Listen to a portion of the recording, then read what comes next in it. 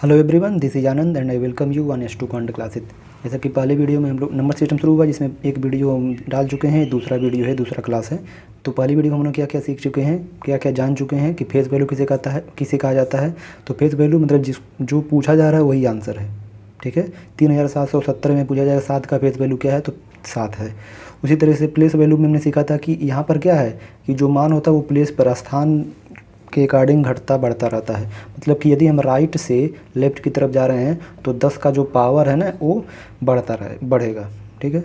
फिर उसके बाद हमने सीखा था कि रियल नंबर क्या होता है, तो जिसे हम संख्या रेखा पर निरूपित कर सकते हैं वो सभी संख्याएं रियल नंबर के अंतर्गत आती हैं।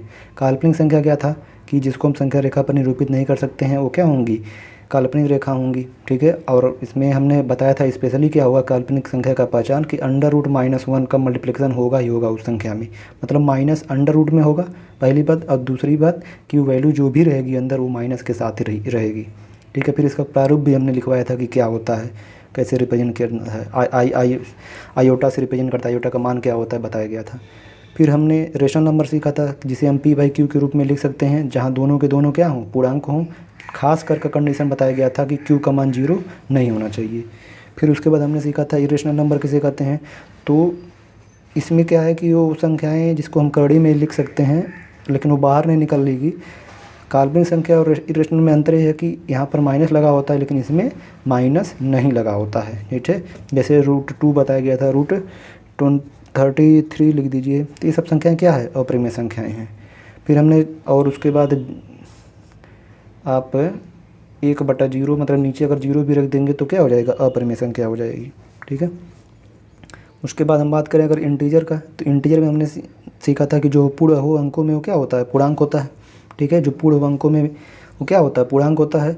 और यहाँ पर आपको बताया गया था कि ये 3 तरह के होते हैं मेनली अगर बात करें। पहला पॉजिटिव होता है, फिर निगेटिव होता है, और एक जीरो इंटीजर होता है। पॉजिटिव में क्या होता है 1 से लेकर के अनंत तक चले जाइए, नेगेटिव में -1 से लेकर के अनंत तक चले जाइए, और जीरो भी होता है।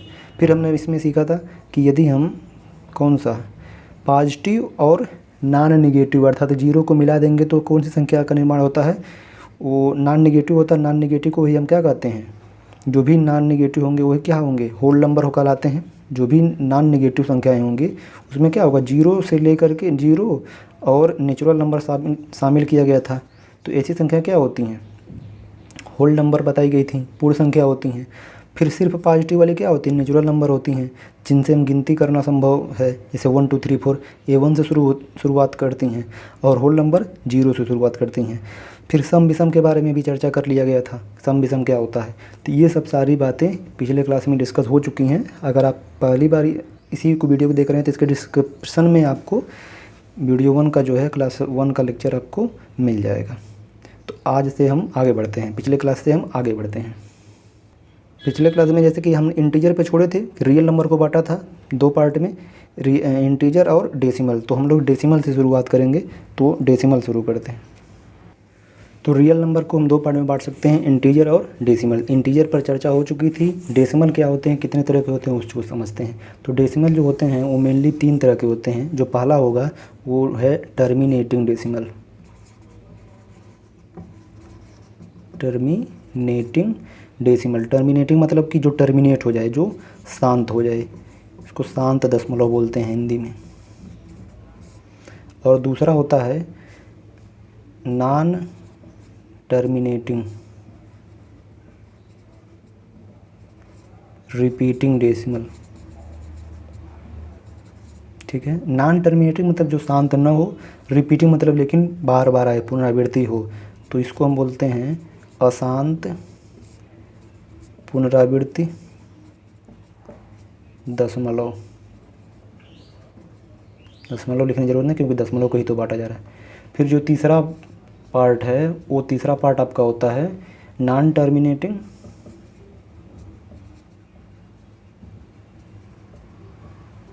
नॉन रिपीटिंग अशांत अनावर्ती दशमलव। अब बारी बारी से इसको हम समझते हैं कि क्या होता है। देखिए टर्मिनेट हो जाए, जो शांत हो जाए, तो वो क्या है, शांत दशमलव। जैसे अगर मैं कहूँ कि 1 में अगर आप 2 से भाग दे रहे हैं तो 0.5, दशमलव के एक अंक जाने के बाद ये क्या हो गया, शांत हो गया। तो ऐसे दशमलव जो कुछ दशमलव के कुछ अंकों के बाद तक सॉल्व हो जाएँ, शांत हो जाएँ, जैसे अगर 2.5 कहीं लिखा गया है, 8.45 लिखा गया, इस तरह की संख्या लिखा गया है, तो वहाँ पर क्या देख रहे हैं कि दशमलव के कुछ दूर चलने के बाद उस रुक जा रहे हैं, कट जा रहे हैं पूरी तरीके से, ठीक है। तो ऐसी संख्याएं क्या होंगी, शांत दशमलव कहलाएंगी। ऐसी संख्याएं क्या होंगी, शांत दशमलव। और नॉन टर्मिनेटिंग रिपीटिंग बहुत आसानी। अच्छा एक बात और ध्यान रखिएगा, जो हिंदी शब्द है ना वो कई जगह अलग अलग भी मिलेगा, अनवसानी मिलेगा, कहीं अवसानी मिलेगा, तो इस तरह के जो शब्द होंगे, लेकिन इंग्लिश वाला सेम टू सेम रहता है। तो इंग्लिश वाला इसलिए मैं इंग्लिश वाला भी लिखा हूँ कि हिंदी वाले में अगर कन्फ्यूजन हो तो इंग्लिश वाले से आप पकड़ लीजिएगा। बाकी क्वेश्चन में मैं कितने तरह का आएगा इस परिभाषा मैं इंक्लूड कर लूँगा उन सबको भी। फिर बात करूँ अगर नॉन टर्मिनेटिंग रिपीटिंग का, मतलब इसमें क्या है कि जो नॉन टर्मिनेट, जो कटना बंद ना करे, ठीक है, जो बंद ना हो कटना। जैसे मैं कहूँ कि जैसे यहाँ पर 1 में 2 से भाग देने को कहा हूँ, तो यहाँ पर 1 में अगर मैं 3 से भाग दूँ तो दशमलव लगाओगे, शून्य हो जाएगा, 10 हो जाएगा। तो यहाँ पर क्या होगा, 3 तिरिका 9 होगा, फिर 1 बचेगा, फिर 3। देखोगे आपने भाग दे करके ये 3 आता ही रहेगा, ये आना बंद ही नहीं होगा, ठीक है। तो वो सभी संख्या, जैसे अगर कहीं लिखा गया 8 8 8 8, तो इस मतलब कि ये आगे भी जाता रहेगा, अनंत तक जाएगा, आप उसको लिख नहीं सकते, ठीक है। और भी आप कुछ डाल सकते हैं, जैसे मान लीजिए अगर लिखा हुआ कहीं 0.78787 ऐसी, तो ये सब क्या है, नॉन टर्मिनेटिंग है, कि जो कटना बंद तो नहीं हो रही हैं, लेकिन हम देख रहे हैं 3 आ रहा है तो 3 3 ही आ रहा है, 8 आ रहा है तो 8 8 ही आ रहा है। अब यहाँ देखो 787 आ रहा है तो 787 ही आ रहा है, यही 787 आता ही रहेगा। तो वे सभी संख्याएँ जो दशमलव के अंक तक अनंत तक जाएं, लेकिन सेम टू सेम वही हों, तब एक रिपीटेशन एक पैटर्न को फॉलो कर रही हैं। अगर 3 डिजिट के बाद रिपीट हो रहा है तो हमेशा 3 डिजिट के बाद ही रिपीट हो रहा है। अगर हर एक ही डिजिट के बाद रिपीट हो रहा है तो एक ही डिजिट के बाद हर जगह रिपीट हो रहा होगा। तो ऐसा कंडीशन अगर बन रहा है दशमलव का, तो उसे क्या बोलते हैं, अशांत पुनरावृत्ति दशमलव। कि अशांत तो है, मतलब कटना बंद तो नहीं हो रहा है, लेकिन वही अंक हैं जो बार बार रिपीट कर रहे हैं, बार बार आ रहे हैं, ठीक है। तो इसको लिखने का तरीका भी होता है। जैसे अगर मैं कहूँ 1/3 कैसे आया है, तो थोड़ा समझिएगा इसको।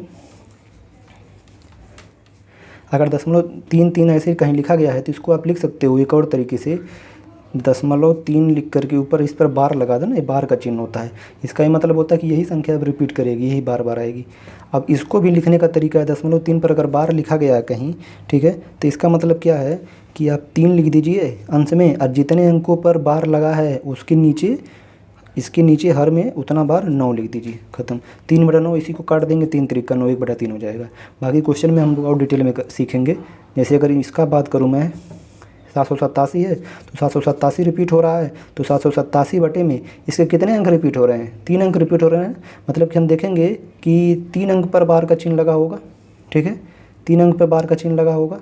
तो अगर ये 3 अंक पर बार का चिन्ह लगा होगा, अगर हम लगाएंगे तो मतलब इसको लिखने के लिए हम क्या लिख सकते हैं, 0.787 बार का चिन्ह लगा दीजिए ऊपर। तो यहाँ पर क्या है कि दशमलव के बाद हमें देखेंगे कि कितने अंकों पर बार का चिन्ह लगा, 3 अंकों पर बार का चिन्ह लगा है तो 3 बार 9 लिख देंगे। तो ये क्या हो गया, फ्रैक्शन में बदल गया, अंश बटा हर में हो जाएगा, ठीक है। बाकी अगर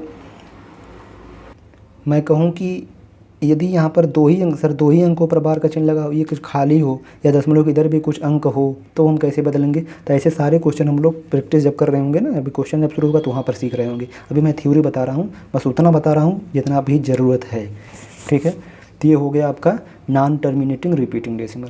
अब बात करते हैं थर्ड वाले की। तो थर्ड वाले की कहानी क्या है कि नॉन टर्मिनेटिंग, जो कटना बंद भी ना हो, और नॉन रिपीटिंग, और जो पुनरावृत्ति भी ना करे, अर्थात अनावर्ती, मतलब जो भी आएगा अलग अलग आएगा। जैसे 0.3 7 8 9 7 4 3 डैश ऐसे चल रहा है।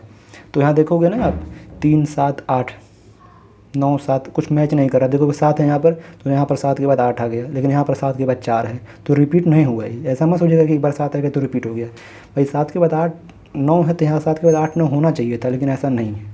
तो ये सभी संख्याएं जो रिपीट नहीं करती हैं दशमलव के बाद, अनंत तक चलती जाती हैं करते हुए, और हमेशा अलग पैटर्न को होगा, मतलब इसमें कुछ कॉमन नहीं दिख रहा होगा आपको।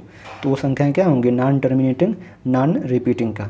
एक और फेमस एग्जांपल है 3.14159 डैश डैश डैश, इस तरीके से। तो यहाँ देखोगे कि 0.14, लेकिन यहाँ पर 1.5 हो गया, तो ये भी रिपीट नहीं कहलाएगा। अगर 1.4 रहता, फिर 1.4 रहता, फिर 1.4 रहता, तो रिपीटेशन में आ जाता। तो ये रिपीटेशन है नहीं, तो अगर ये और यही क्या होता है, ये पाई का मान होता है, यही क्या होता है 3 1 4 1 5 9 2, ये सब क्या होते हैं, ये पाई का मान होता है। और जब पाई का मान रिपीट सेम मतलब वही संख्या रिपीट नहीं करेगी तो अनंत तक जाएगी। तो अनंत तक जाएगी तो जो आप लोग पढ़ते हो ना 22/7, पाई वो बराबर नहीं, वो लगभग मान होता है 22/7, ठीक है। इसीलिए मैंने बताया था कि जो 22/7 है उसको कहाँ पर लिखा जाता है, परिमेय संख्या में, क्योंकि उसको p/q के रूप में लिख सकते हैं। लेकिन यहाँ पर देखिए कहानी, इसमें और इसमें अंतर क्या है कि इसको हम सॉल्व करके p/q के रूप में लिख सकते हैं। यहाँ पर मेरे पास है तरीका कि भाई जो जितना अंक रिपीट हो रहा है उतना बार 9 नीचे ला दो, लेकिन यहाँ पर तो पता नहीं चल रहा कि रिपीटेशन कहाँ से होगा, तो तुम उतना 9 नीचे कैसे ला पाओगे, तो नहीं ला पाओगे, अर्थात इसको हम p/q के रूप में नहीं लिख सकते हैं। और जिसको हम नहीं लिख सकते हैं, ऐसी संख्याओं को, ऐसी सभी संख्याओं को हम क्या बोलते हैं, जिसको हम p/q के रूप में नहीं लिख सकते हैं, उन सभी संख्याओं को बोलते हैं इररेशनल नंबर, ठीक है। इसीलिए पाई को हमने वहाँ पर पिछले वीडियो में जब हमने सिखाया था तो वहाँ पर बताया था कि पाई कहाँ पर रहेगा, अपरिमेय संख्या में रहेगा। लेकिन 22/7 जो है इसको हम p/q के रूप में लिख पा रहे हैं, इसलिए वो किस में होगा, परिमेय संख्या में होगा, ठीक है। तो ये तो संख्या है जिसको हम p/q के रूप में नहीं ले सकते, इसलिए इसको इरेशनल में डाल देंगे। लेकिन ये जो संख्या है ना, ये दोनों एग्जाम्पल आपको, इसके अंदर जितने भी एग्जाम्पल आप डाल दो, ठीक है, बस रिपीटेशन दिखना चाहिए, चाहे 5 अंकों के बाद हो चाहे 6 अंकों के बाद हो, लेकिन वो हो। तो ये सभी संख्याएं परिमेय संख्या के उदाहरण में भी आप यूज कर सकते हो। क्यों? क्योंकि 0.5 को हम क्या लिख सकते हैं, 1/2, अर्थात जैसे 0.5 को हम आप 5/10 लिख सकते हैं, ठीक है, काटोगे तो 1/2 आ जाएगा। 2.5 को हम 25/10 लिख सकते हैं, उसको सॉल्व करोगे तो कितना हो जाएगा, वो 5/2 हो जाएगा। अर्थात इन सभी को हम अंश बटा हर में लिख सकते हैं, और जिसको अंश बटा हर में लिख सकते हैं वो सभी संख्या कहाँ पर जाएंगी, परिमेय संख्या में जाएंगी। तो ये होते हैं दशमलव के 3 प्रकार, ठीक है। हमने क्या क्या सीखा, टर्मिनेटिंग जो शांत हो जाए कुछ दूर चलने के बाद, नॉन टर्मिनेटिंग रिपीटिंग जो शांत न हो लेकिन रिपीटेशन एक नियम का फॉलो कर रही हो, ठीक है, रिपीटेशन एक पैटर्न उसमें दिख रहा हो हमें, ठीक है। जितने अंकों का रिपीटेशन होगा उतने ऊपर हम क्या लगा सकते हैं, बार का चिन्ह लगा देंगे, और जितने अंकों पर बार का चिन्ह लगेगा उतना 9 नीचे आएगा। फिर उसके बाद हमने सीखा कि नॉन टर्मिनेटिंग नॉन रिपीटिंग क्या होता है, अशांत अनावर्ती, मतलब जो कटना बंद भी नहीं होंगी और कुछ पैटर्न को फॉलो भी नहीं कर रही होंगी, वो सभी संख्याएं किस में आएंगी, नॉन टर्मिनेटिंग नॉन रिपीटिंग में, ठीक है। आई थिंक समझ में आया होगा अच्छे से। आगे बढ़ते हैं। अब आगे हम सीखते हैं नेचुरल नंबर को, कि नेचुरल नंबर को कितने तरह से बांट सकते हैं। तो नेचुरल नंबर को मैं अगर 2 तरह से बांटूँ तो पहला क्या होगा, प्राइम नंबर, और दूसरा होगा कंपोजिट नंबर। प्राइम नंबर मतलब अभाज्य संख्या, कंपोजिट नंबर मतलब भाज्य संख्या। बहुत इंपॉर्टेंट होता है ये नंबर सिस्टम में, बहुत ही इंपॉर्टेंट कंसेप्ट होता है यहाँ से, ठीक है। तो अगर मैं कहूँ कि प्राइम नंबर किसे कहते हैं, तो वे सभी संख्याएं जिनके केवल 2 गुणनखंड हों, वो सभी संख्याएं जिनके केवल कितने गुणनखंड हो, 2 गुणनखंड हो। पहला कौन हो, संख्या स्वयं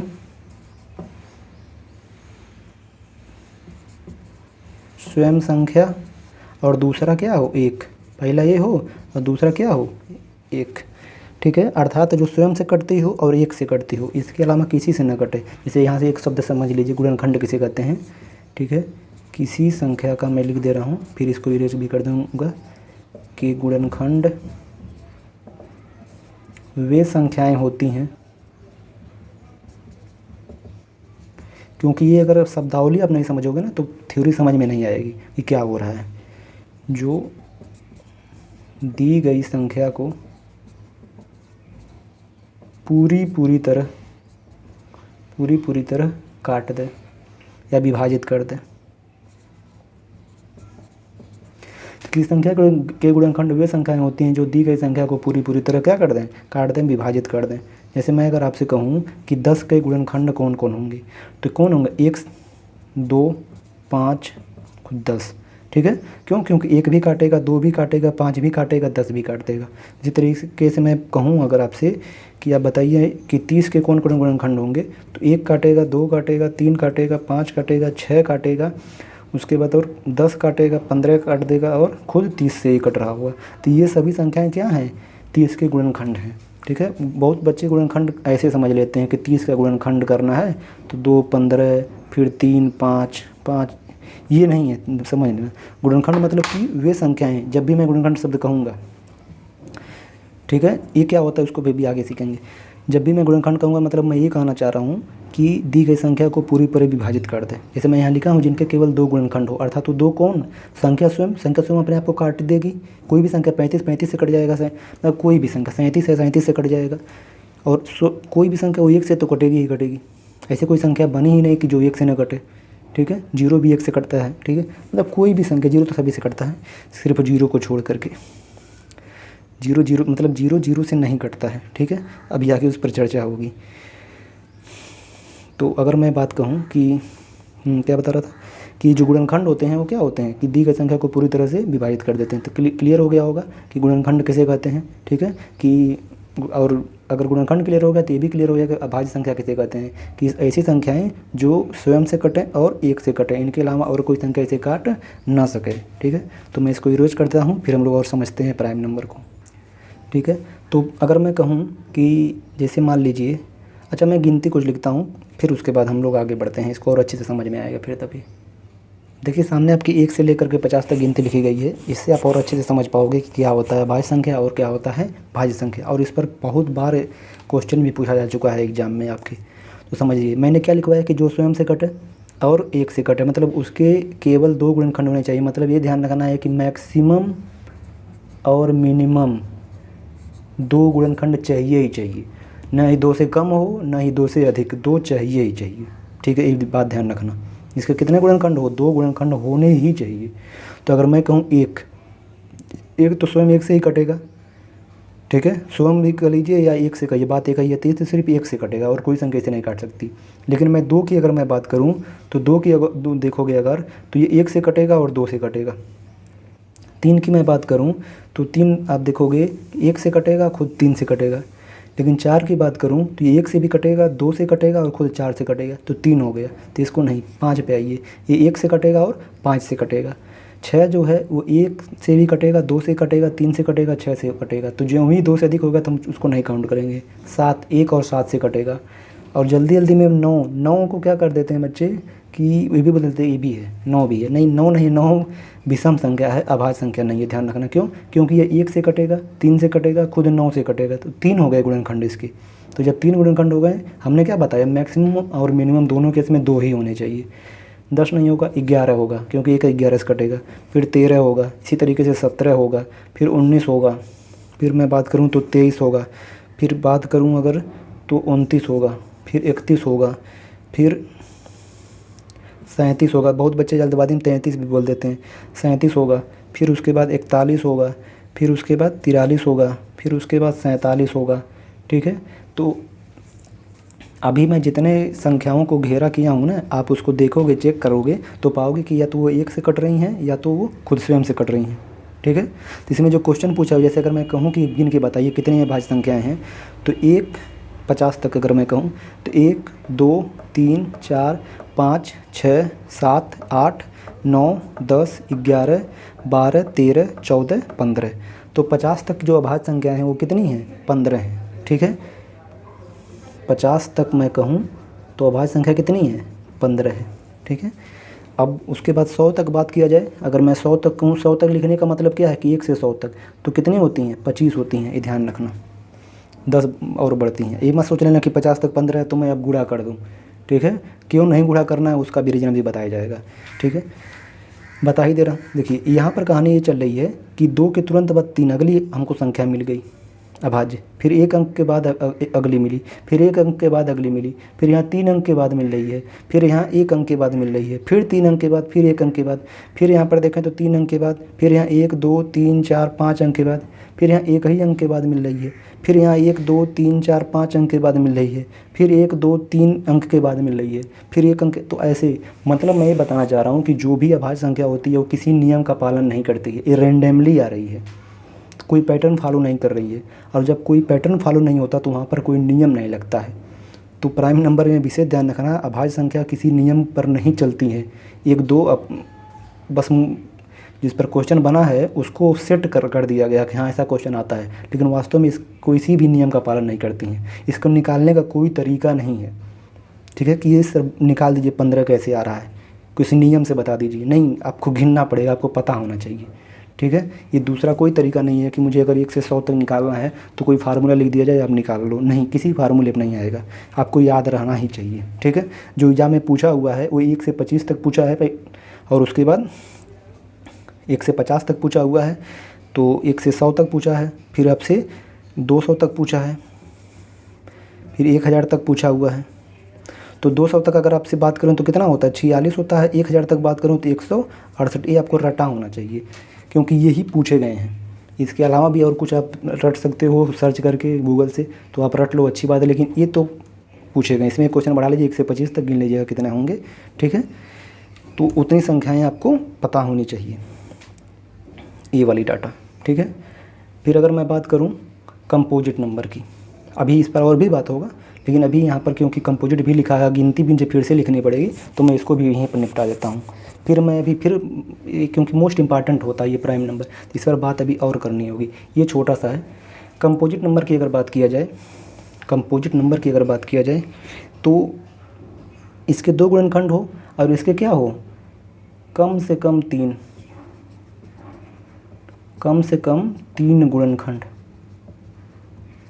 अधिक से अधिक जितना हो जाए हमसे मतलब नहीं, लेकिन कम से कम कितना चाहिए, 3 चाहिए ही चाहिए। और यदि कम से कम 3 चाहिए तो अगर मैं उसको ढूंढने निकलूँ तो क्या 1 होगा, नहीं भाई, इसके 2 ही नहीं हुए तो 3 कैसे होगा, तो अर्थात कौन सा होगा, 4 होगा। फिर क्या होगा, मतलब जो भी छूट गया है, ठीक है, जो भी क्या है छूट गया है प्राइम नंबर के अलावा, वो सभी संख्याएँ क्या हो जाएंगी, कंपोजिट नंबर हो जाएंगी, सिवाय 1 के। एक भी बहुत सारी, एक भी छूट गया है तो 1 छूट गया, लेकिन वो भाज्य भी अभाज्य भी नहीं है। ठीक है। तो आपको ये नियम याद रखना है कि अगर हाँ ये बात और यहाँ पर पूछता है, जैसे आप तुम रट लिए ना कि 50 तक 15 होते हैं, तो दिमाग लगा दोगे आप ना कि 50 तक अगर पूछ देगा वो भाज्य, आप रट के गए हो अभाज्य, तो 50 तक भाज्य पूछेगा ना, तो 50 में से आप 15 घटा दोगे तो 35 आ जाएगा, लेकिन गिनोगे तो 35 नहीं होगा। क्यों, क्योंकि यहाँ पर एक न ही भाज्य होता है और न ही अभाज्य होता है। ठीक है, ये बात ध्यान रखना है। अभी मैं लिखवाऊंगा, भी समझ लीजिए। तो एक न तो क्या होता है, भाज्य होता है, और न ही अभाज्य होता है। तो बाकी अभाज्य हैं और भाज्य हैं। ठीक है। तो इसमें जो क्वेश्चन बनता है वो ये बनता है, वो पूछता है आपसे कि इसमें ये क्वेश्चन पूछेगा कि सबसे छोटी अभाज्य संख्या, तो सबसे छोटी कहाँ शुरुआत की गई थी, 2 से शुरुआत हुई है। शुरुआत कहाँ हुई है, 2 से। ठीक है। सबसे बड़ी तो आप मतलब कह ही नहीं सकते, अनंत तक जाएगा। ठीक है। लेकिन सबसे छोटी पूछा जाता है कि सबसे छोटी क्या होती है, तो 2 होती है। ये समझ चुके होंगे आप। इसमें सबसे छोटी पूछेगा तो सबसे छोटी कहाँ शुरुआत किया हूँ, 4 से। सबसे छोटी क्या है, 4 है। ठीक है। बस इससे रिलेटेड यही होते हैं, बस आपको इसको ध्यान रखोगे तो ये भी निकल जाएगा आसानी से। ठीक है। बस ये ध्यान रखना कि अगर 100 तक यहाँ लिखवाया, 25 लिखवाया गया है ना, तो आप 75 मत कर देना अभाज्य, दूसरे भाज्य। 100 तक कितने होते हैं, 74 ही होते हैं, क्योंकि एक न ही भाज्य होता है और न ही अभाज्य होता है। ठीक है।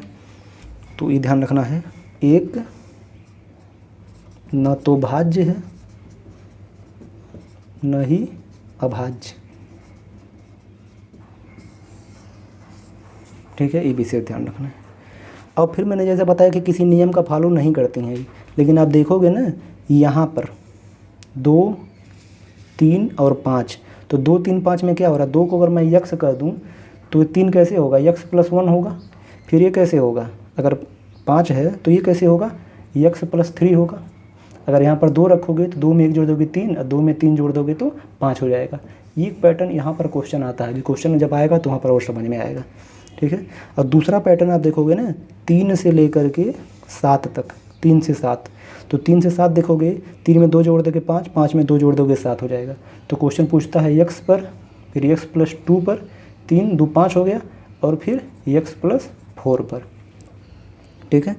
तो ये 2 पैटर्न स्पेशली होते हैं जहाँ पर कुछ नियम लग जाते हैं और एग्जामिनर इसी पर बार बार क्वेश्चन पूछता है, तो उस पर भी हम लोग चर्चा करेंगे। ठीक है। अब कुछ फैक्चुअल चीज़ें हैं जिसको हम लोग फैक्चुअल इसे लिख ही लिया गया है, एक के बारे में लिख लिया गया।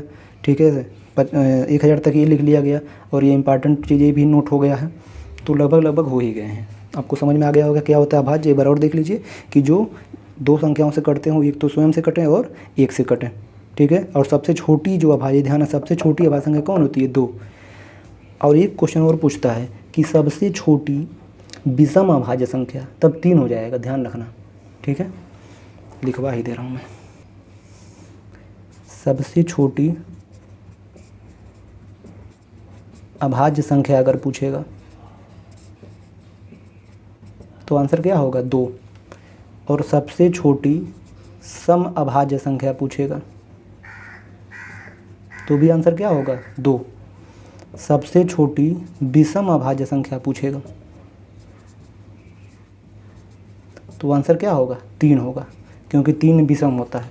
और आप देखोगे अभी मैं जो घेरा बनाया था तो पीछे अगर वीडियो करके देखोगे तो आप एक चीज़ पाओगे कि 2 को छोड़ देंगे ना, बाकी जितनी भी संख्याएं अभाज्य हैं वो विषम होती हैं। तो ये भी पूछता है कि एकमात्र सम अभाज्य संख्या क्या होती है, तो क्या होता है केवल और केवल 2 होता है। क्लियर है, ये बात ध्यान रखना। बाकी जितनी अभाज्य संख्याएं होती हैं वो विषम होती हैं सिवाय 2 के। और आपसे पूछेगा सबसे छोटी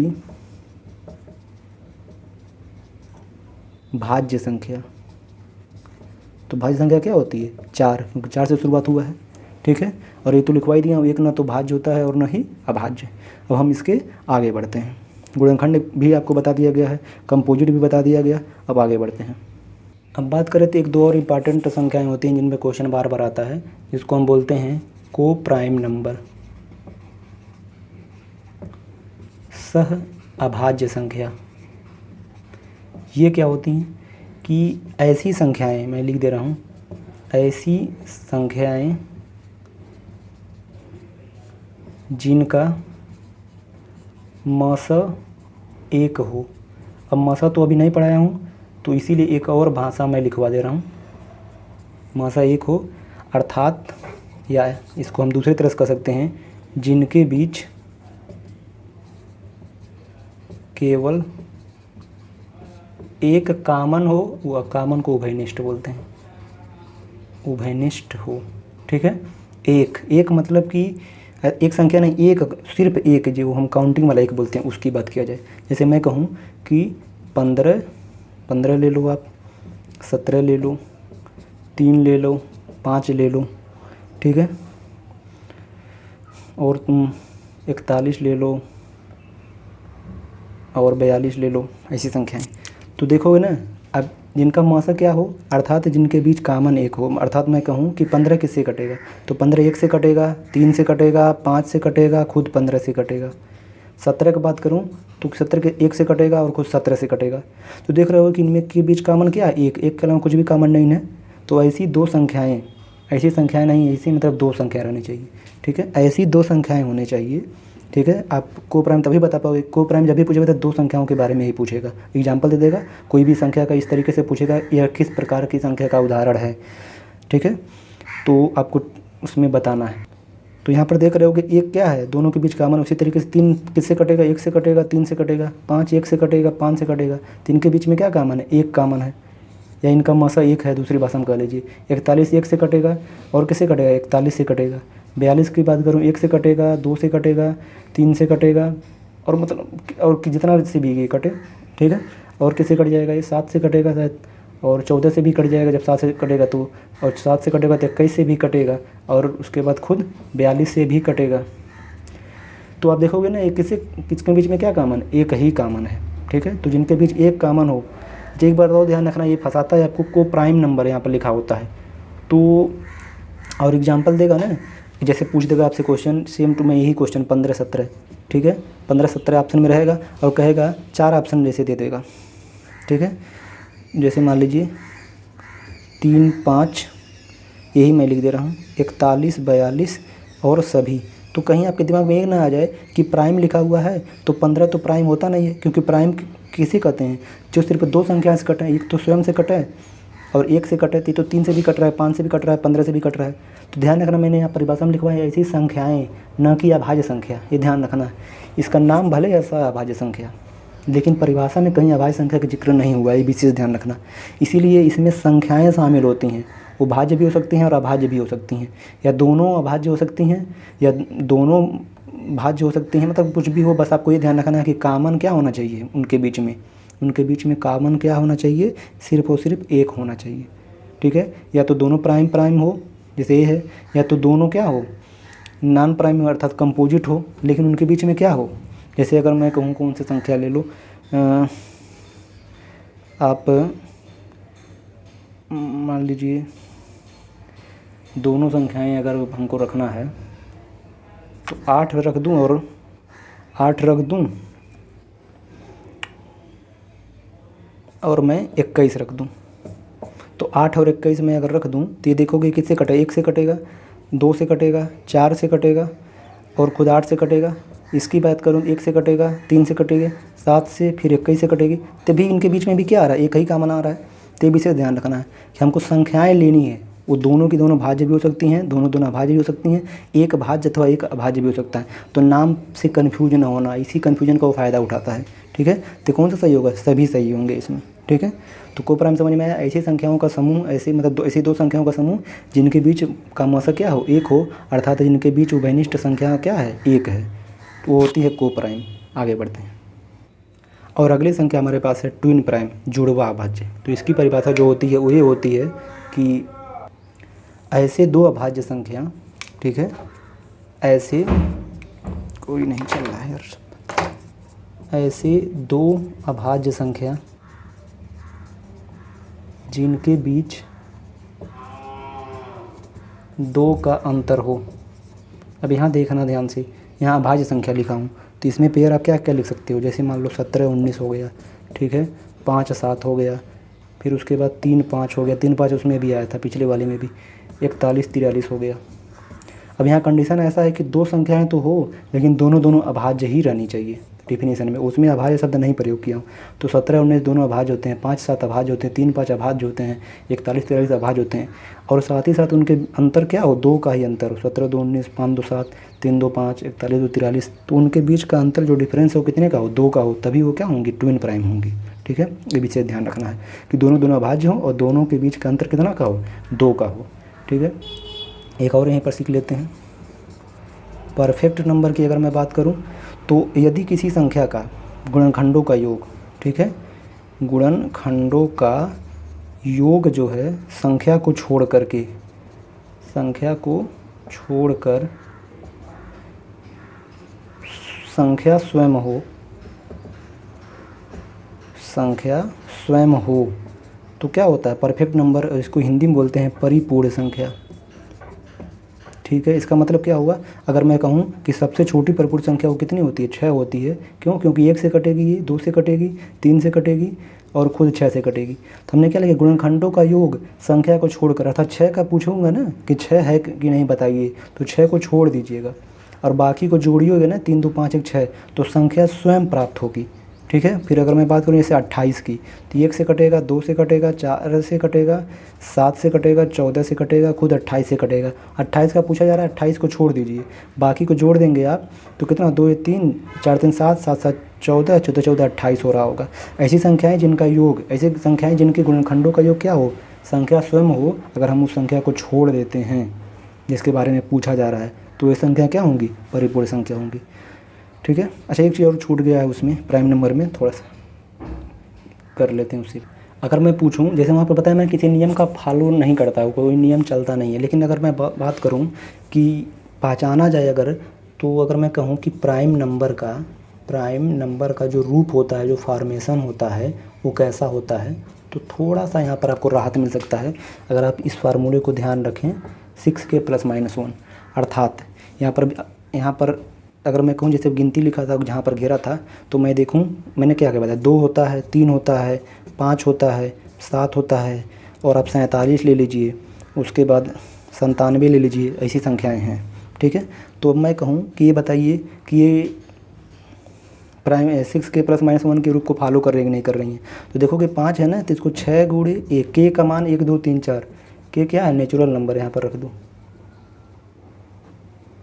ठीक है, तो अगर k का मान मैं 1 रखूं और उसमें से 1 घटा दूं तो क्या 5 मिल जाएगा। 6 × k का मान 1 रखूं, इसमें 1 जोड़ दूँ 7 मिल जाएगा। अगर 47 की बात किया जाए तो ये क्या, मैं इसको लिख सकता हूँ 6 × k का मान कितना मैं रख दूँ, 8 रख दूँ और इसमें से 1 घटा दूँ, तो क्या मुझको ये चीज़ मिल जाएगा। समझ में आ रहा है। अगर मैं इसकी बात करूँ तो 6 × कितना 16 लिख दूँ, 1 जोड़ दूँ, तो क्या मुझे ये 97 मिल जाएगा। ठीक है, तो ये सभी संख्याएँ जो प्राइम नंबर होती हैं ना, वो 6k ± के फॉर्म में होती हैं। अपवाद क्या है, 2 तथा 3। अगर इनको मैं छोड़ दूं, बाकी जितनी संख्याएं हैं जिनको मैं पीछे घेरा था, आप चाहें तो उस पर आप चेक कर सकते हैं, ठीक है, कि जो भी प्राइम नंबर होगा वो 6k प्लस माइनस 1 के रूप में होगा ही होगा, ठीक है। लेकिन एक विशेष अवधान, मतलब यहाँ पर थोड़ा कॉन्ट्रडिक्शन। अभाज्य संख्या, पता नहीं वीडियो क्यों रुक गया था। अभाज्य संख्या का रूप 6k प्लस माइनस 1 के रूप में होता है, लेकिन ये जरूरी नहीं है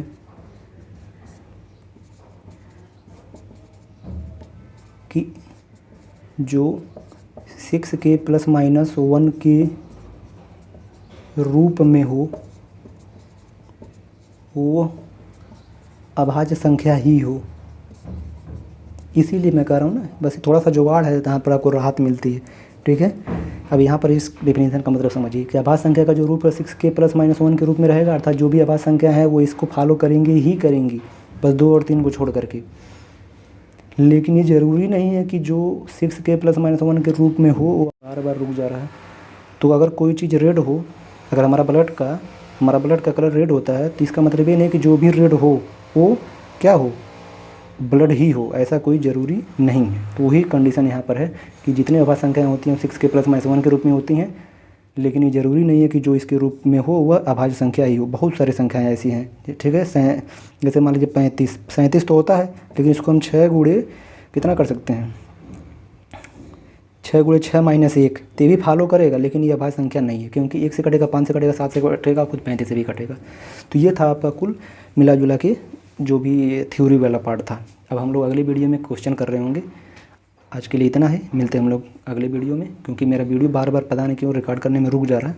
तो अब हम अगले वीडियो में करते हैं इसके आगे और अच्छी तरह समझते हैं इस चीज़ को, ठीक है। अगर आप चैनल पर पहली बार आए हैं तो सब्सक्राइब जरूर कर दें। धन्यवाद।